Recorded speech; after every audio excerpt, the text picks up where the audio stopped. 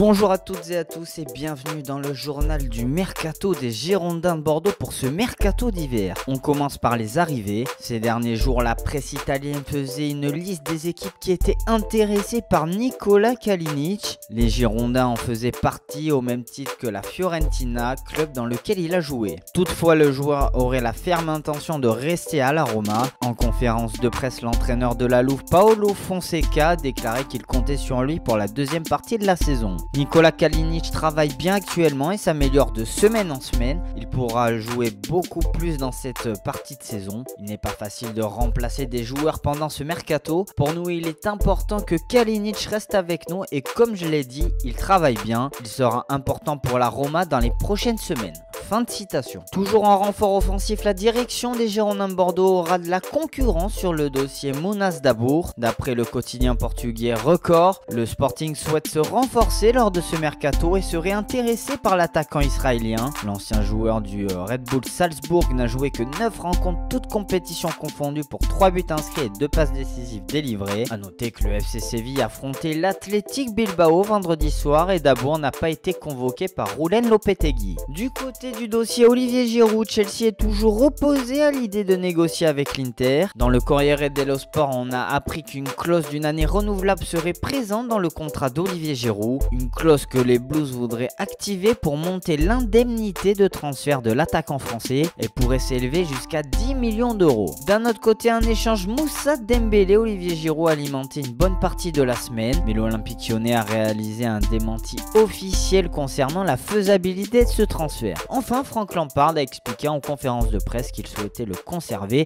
si son départ n'était pas compensé. Au rayon des départs, c'est officiel, Yacine Benraou a été prêté jusqu'à la fin de la saison avec le Nîmes Olympique. Le prêt du jeune joueur formé aux Girondins est assorti d'une option d'achat qui se situerait autour des 1,5 million d'euros, en croire les informations de 20 minutes. Il n'est pas le seul joueur qui devrait quitter les Girondins de Bordeaux pendant ce mercato d'hiver. Un point de chute est toujours attendu pour Bolbaïs ou encore Jonathan Cafou. Enfin, le cas Samuel Kalou commence à interroger, notamment Paulo Sousa qui souhaite que cette situation soit clarifiée rapidement. Pour rappel, le joueur n'est toujours pas rentré en Gironde faute d'un problème de passeport. Voilà, c'est tout pour ce journal du mercato d'hiver des Girondins de Bordeaux. Merci à toutes et tous de nous avoir suivis et on se retrouve très vite sur Web Girondins.